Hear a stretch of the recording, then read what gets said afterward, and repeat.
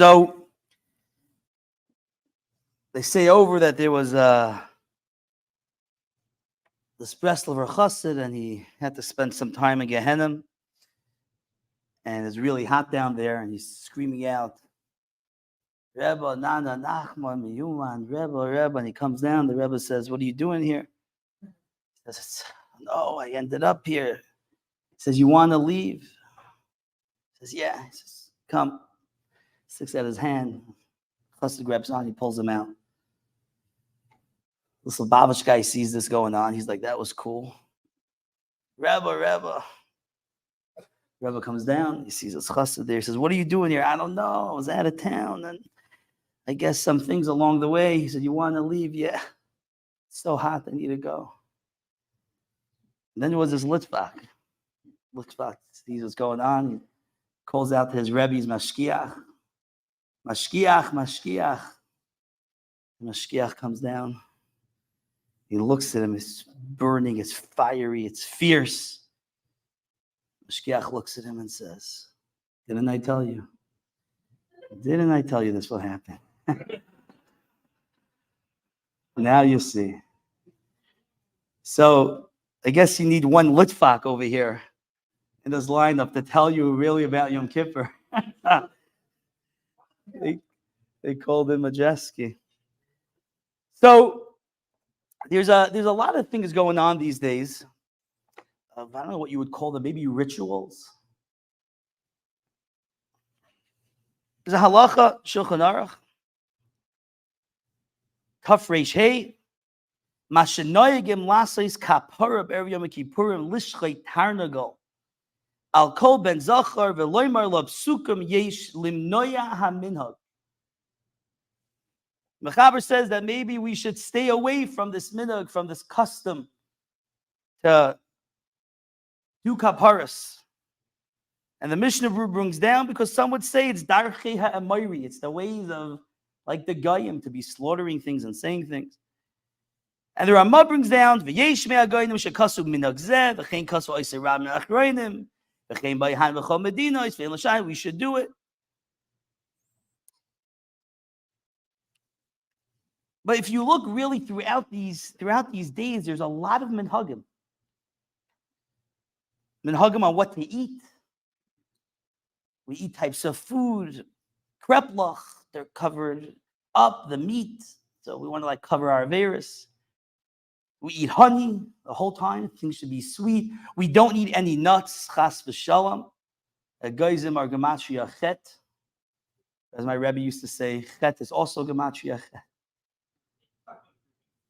But we don't want to eat any nuts. We eat simanim, different types of simanim, everything to go and have this the greatest year. We put on this beautiful white kittel. Whoever remembered to wash their kittel from Pesach, it's still white. Everyone else you see coming in, you can tell how their shalom bayis is going. And then, of course, we have tashlach. Raise your hands if you did tashlach already. Okay. We have the minhag to do it a minute before Shmini Atzeres. It's the Majeski minhag. And, I don't know, maybe it's just me. I was looking at a lot of these minhagim of what we do and eat. And, you always have some minhagim on different Yom Tovim. But now, this time of year, it just seems like there's a lot. We are called the Am Segula, the nation of Segulas. But as someone once came to the Rav, there's a woman who said, I need a Segula, and the Rav gave her a button. She said, Rabbi, what is the Segula for this button? He said, you should put it right over here. Sew it on well. A segula is meant to accomplish something, to really have a change. Moshe Shapiro asks it on tashlach, but the truth is, the question could be asked on many of these things which we're doing. he asks, when we go to Tashlich and we say that we're going to want to throw our Averos from Metzulas Yam, he says, what is really going on? You know what it really means to do tshuva? Open up a Rambam Hilchas Tshuva. Open up a Rabbeinu Yoina Shari Tshuva. And you'll look at the steps of tshuva. It's not so simple. Sorry, I said you're burning the Litvak. There's charata, kabbalah asid. There's vidoy. There's things to do. This is serious stuff. The alchets are not just some song. This is real. To think, to reflect, to contemplate, to change, to understand who we are. And here we go, we're eating krepluch and kaparis and throwing the tashlich. What are these rituals?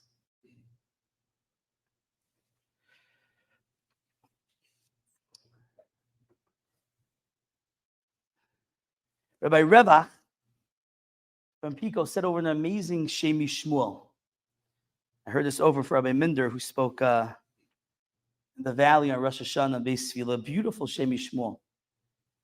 Shemi Shmuel says that we keep on saying the Yud Gimel Midas Harachamim over and over again throughout these days. Hashem, Hashem, Kel Rachum V'chanon, Erech HaPayim, Rav Chesed Emes, the 13 attributes of Hashem to evoke the Midas Harachamim.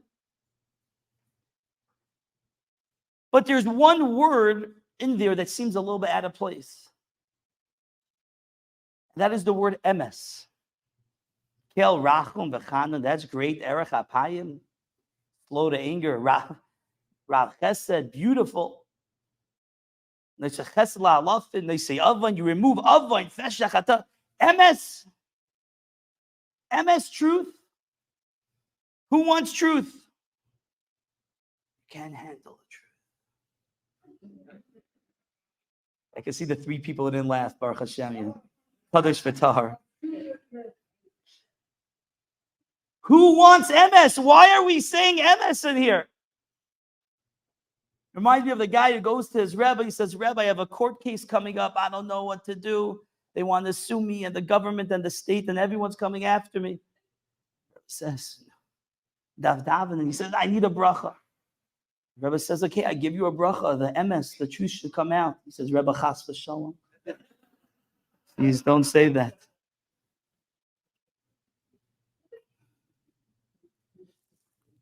Why are we asking for emes? Zok Shemi Shmuel. What we're asking for emes is we're asking the Eibishter to look at us and see who we really are. See the real emes. Look past the taivas and the klippas and the yetzaharas. Look underneath it all. Look at the emes of who I really am.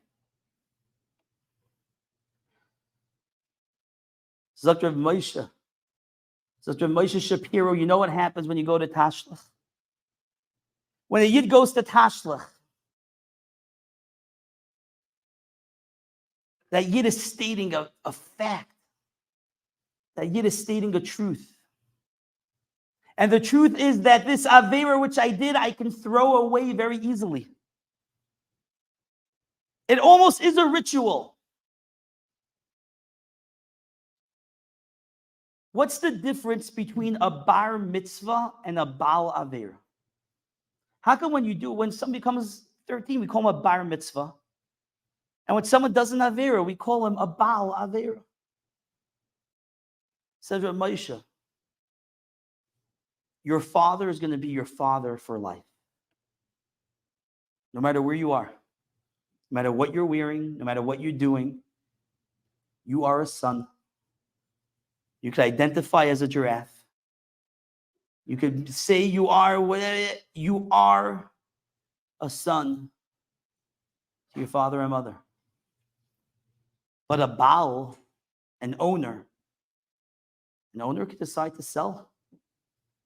An owner can make hefker, can get rid of, can nullify. An owner can give away a present.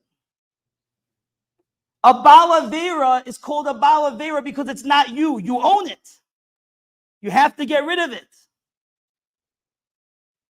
But precisely for that reason, it's called a balavera because that's not who you are.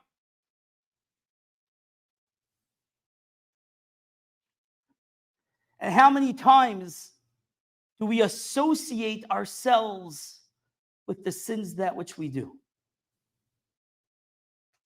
I am an angry person. I am sad. I'm someone who can't learn. I don't go to shul. I never call my mother, said every child. You never call me, said every mother. I don't do this. And we become one almost with the sin.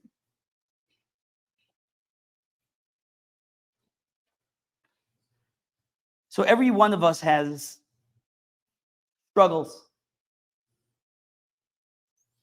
demons, addictions, midas ra'os, depending on where you are. You can use whichever word you'd like. And I have many of those. A good friend of mine told me that he used to think he was the nicest guy in the world, and then he got married. The women are like, what happened after marriage? A lot. And we get to know ourselves.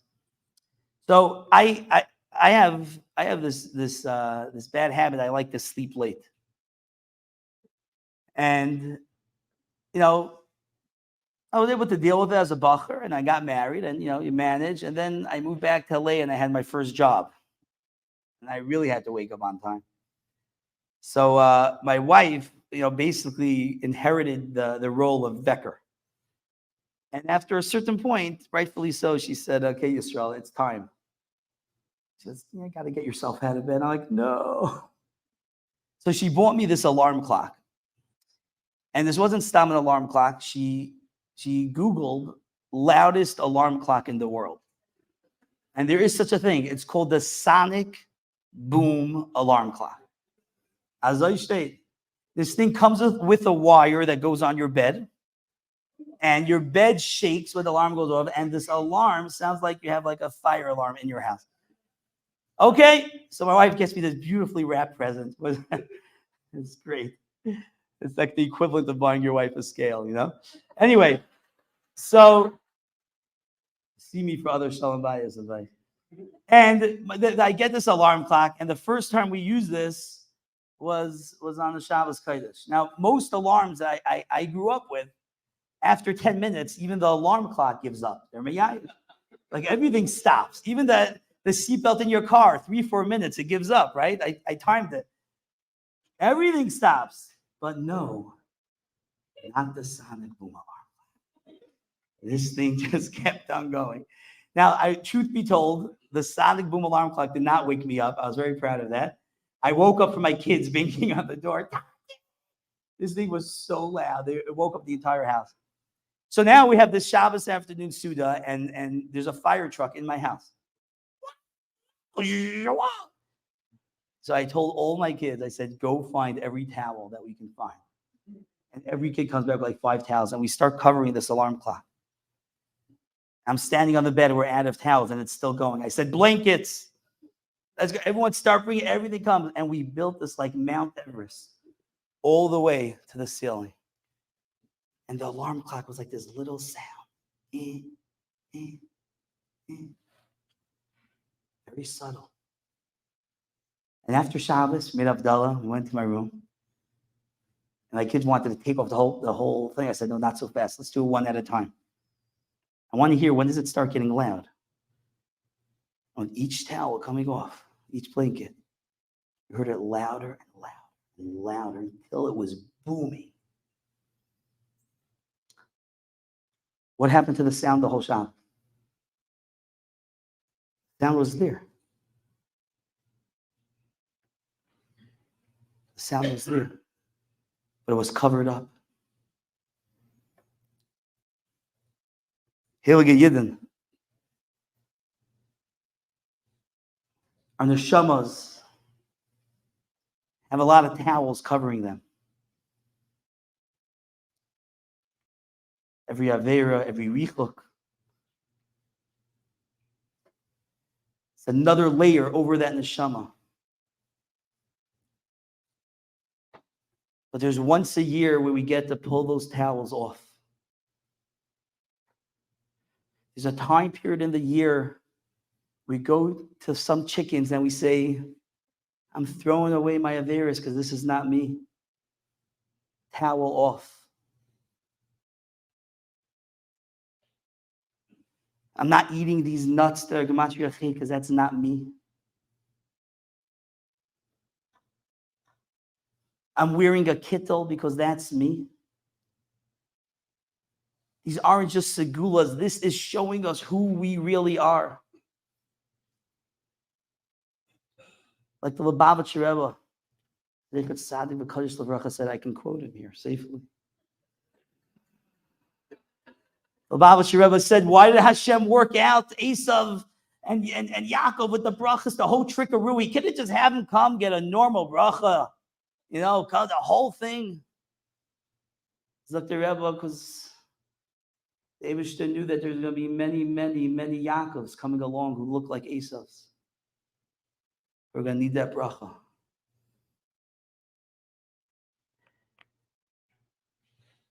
And I don't think it's the people out there who are the Yaakovs dressed like Esav. Sometimes it's the people in here. The way we view ourselves. Do we have that correct outlook of who we really are? Because Rabbeinu Yonah tells us when we realize who we are, we act that way. Princes don't play in the mud. Princesses get dressed like a princess.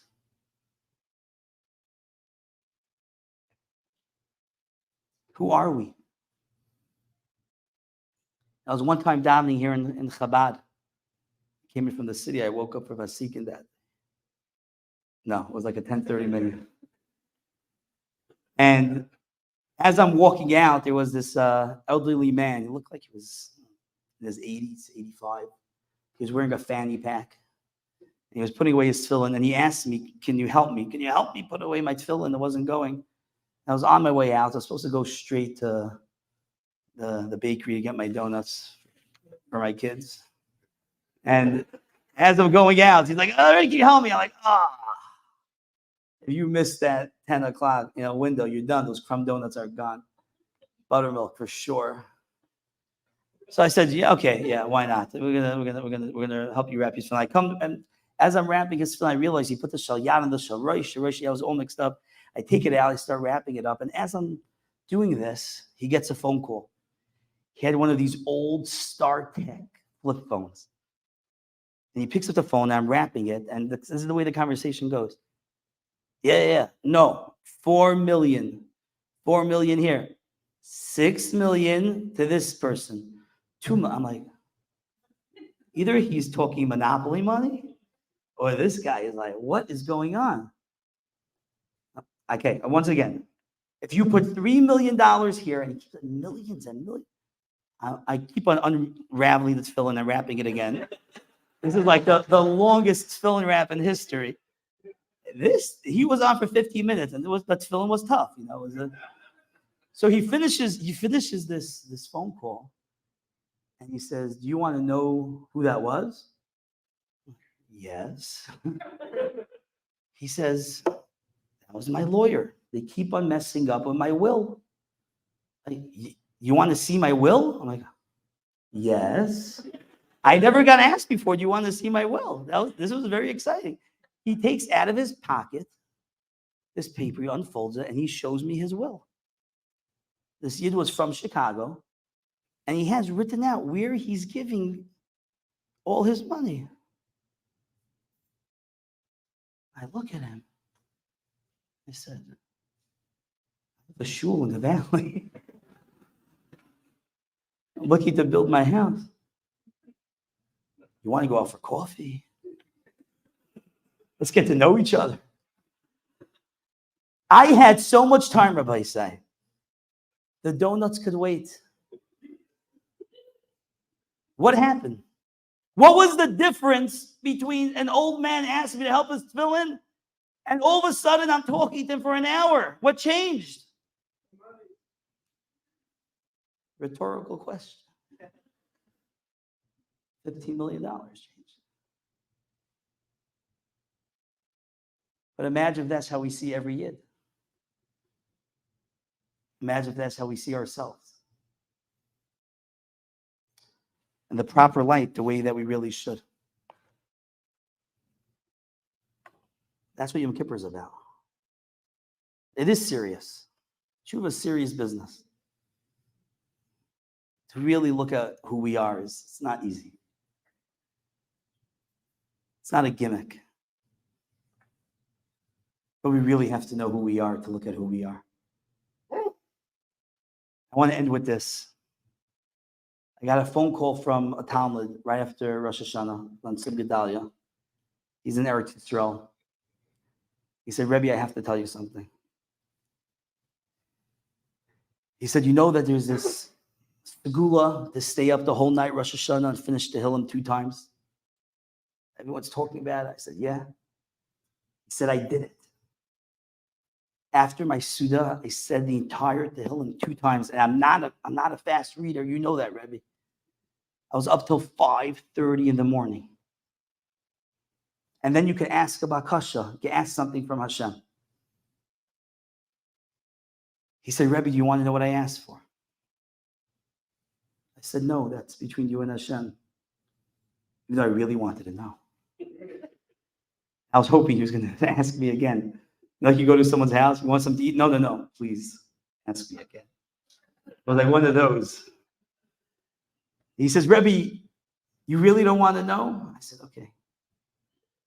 You got me. Everybody say, open up your hearts. This boy stayed up till 5:30 in the morning. He finished the Tehillim twice. You can ask any about Kasha for Hashem. You know what he asked for? He said, Hashem, please help me with my Shmir Seinayim this year. Help me watch my eyes. Ebishter. That's who we are. That's who we are when all the towels come off the alarm clock. That's what we're made of. And we can't get confused by what we do. So B'ezras Hashem, as we go through this amazing day of Yom Kippur, we're going to ask for tshuva, and we're going to be honest with ourselves of where we were holding and what we did, and how we want to get better, and what steps we're going to take. The most important message that we have to understand is, I'm neshama chilik kamimal. That's who I am. Everything else is a costume, is a mirage. And once I realize that, and once I internalize that, and once I know that with clarity, I'll be able to make all the steps of tshuva that I need to make. We should be zeicha. Mark Stephen Taven, a good gebench here.